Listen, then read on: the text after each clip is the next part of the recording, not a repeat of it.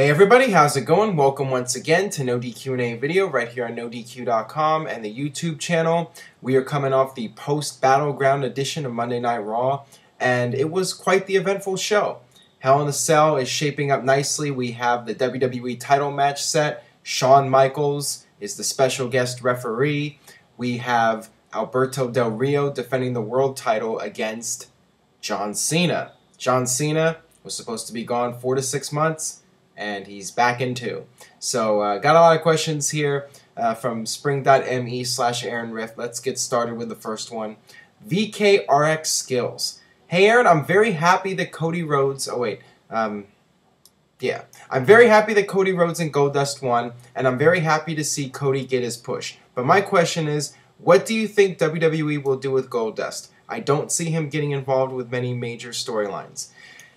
At this point, Goldust did sign a contract with WWE, but it's supposed to be a short-term deal, perhaps through WrestleMania.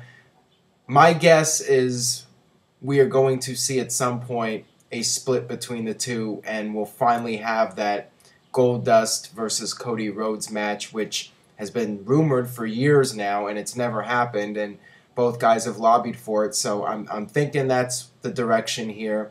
The two of them will be a tag team for a while, and then there will be a split, and that'll lead to a one-on-one match, perhaps at WrestleMania. And that would be something really cool for WrestleMania 30, brother against brother, Cody Rhodes versus Goldust, the match that's been several years in the making. So I'm thinking that is the plan at this point, unless things change. But, it's really cool to have Goldust back. Goldust, he is just as good as he was 15 years ago. He can still go out there and hang with the younger guys, and it's interesting to have him and Cody together on television at the same time.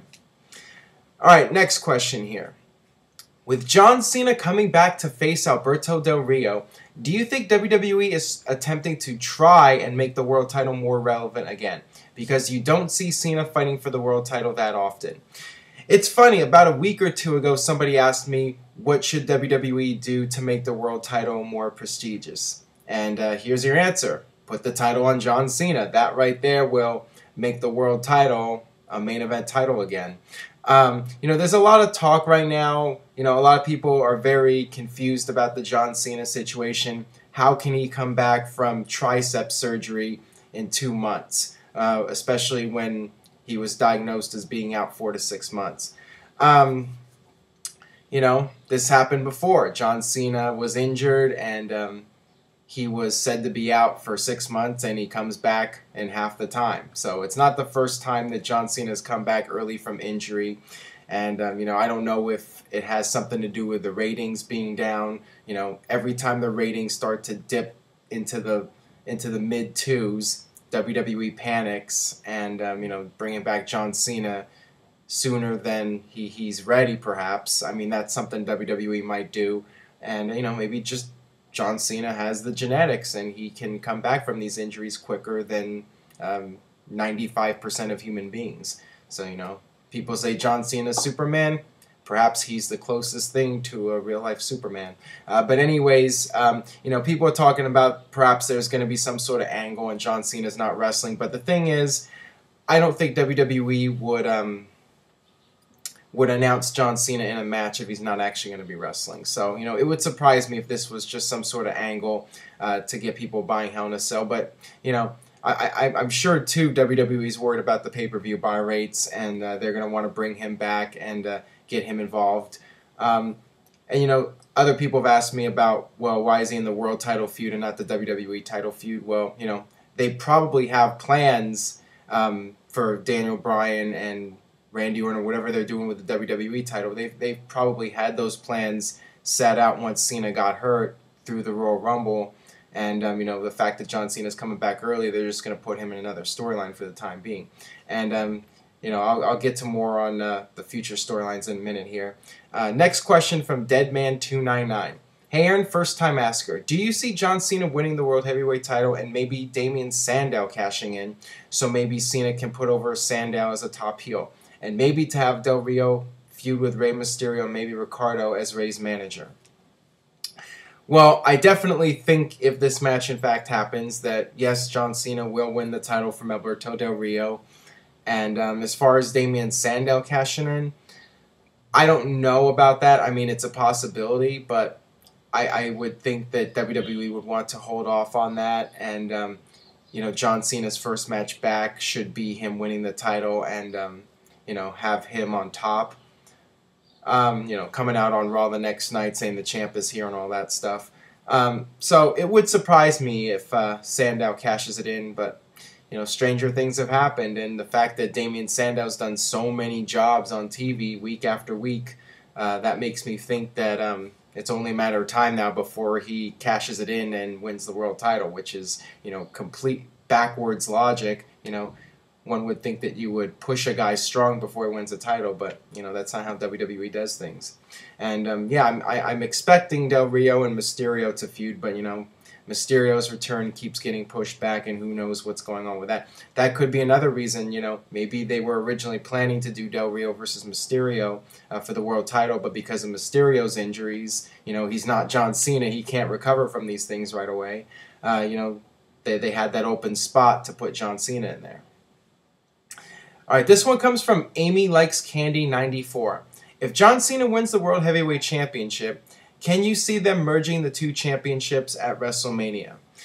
A few moments ago I was talking about possible future storylines, and maybe somebody has this idea to finally merge the titles and have one champion. And my opinion is that if you're done with the brand extension and everybody is going to be on both shows, then you might as well just merge the titles and have one world champion, one undisputed WWE champion again. So that very well could be a plan that WWE has now to merge the titles. We'll have to wait and see how things play out, because John Cena coming back this soon has definitely been a monkey wrench in the whole thing and has thrown everybody off. I think some people were expecting Cena to come back sooner than expected, but I mean, this is really soon. I mean, people weren't expecting John Cena back till January at the least, and the fact that he's back now in October, I mean, that's definitely raising a lot of eyebrows.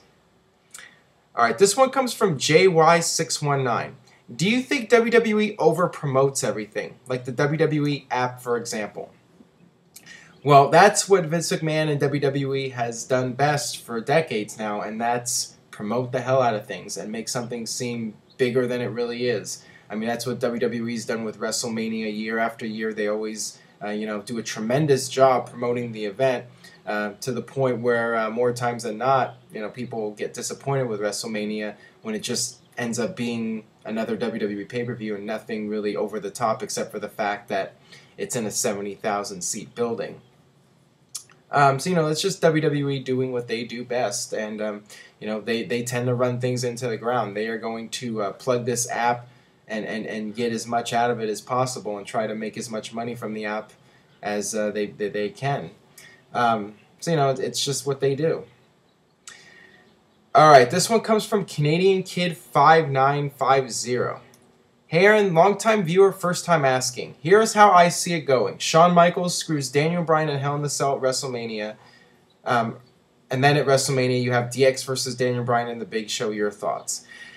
To be honest, I would be very surprised to see a Shawn Michaels heel turn at this point. I don't see that in the cards.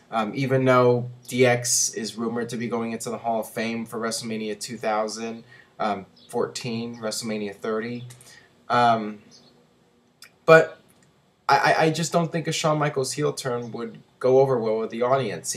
It's really hard to turn a legend heel because the fans just have so much respect for the guy, and they follow the guy's career for decades, and everyone loves Shawn Michaels. So who can boo the guy? I think it would be very difficult to do that. And I think the point of bringing in Shawn Michaels at this point is to help elevate Daniel Bryan. Shawn Michaels came out, and I talked about this on NoDQ&AV video a few weeks ago. Shawn coming back and putting over Daniel Bryan and bringing up the fact that he trained him, which is what he did on Raw. And, I'm thinking that in Hell in the Cell, Daniel Bryan finally gets his proper victory, and Shawn Michaels raises the hand of Daniel Bryan and gives him the rub. You know, that's what I see happening, and that's what I think WWE should be doing. All right, this one comes from B Hinder 1. Why is it that WWE feels the need to have a special referee in a Hell in a Cell match? You know, part of it is just trying to generate more interest in the match. Perhaps WWE feels that just having Daniel Bryan versus Randy Orton in a cell match isn't enough, which is kind of sad. I mean, one would think just the idea of doing Hell in the Cell is good enough, but you know, WWE is going to do every little thing they can to make this match something special, and you know, they should. It is a pay-per-view that I think needs that little extra something. And you know, as I mentioned in the previous question, why not bring back Shawn Michaels and help him put over Daniel Bryan and elevate Daniel Bryan? You know, and you know, Shawn Michaels giving Daniel Bryan the endorsement as the top guy in WWE. So you know, it's going to do a lot for Daniel Bryan, and you know, I think fans will also feel that Shawn Michaels being in this match will guarantee a clean-cut finish, and that we'll have a decisive winner. All right, last question today comes from Nick Lombardi 9.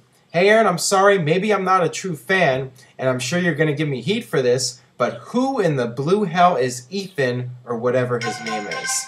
And what the hell? See, Ethan's giving me an alert right now. He's pissed off. I have no idea who he is. Please answer in video. Well, I'll tell you what. Ethan is not just another guy coming into TNA. Ethan is the most interesting man in professional wrestling history.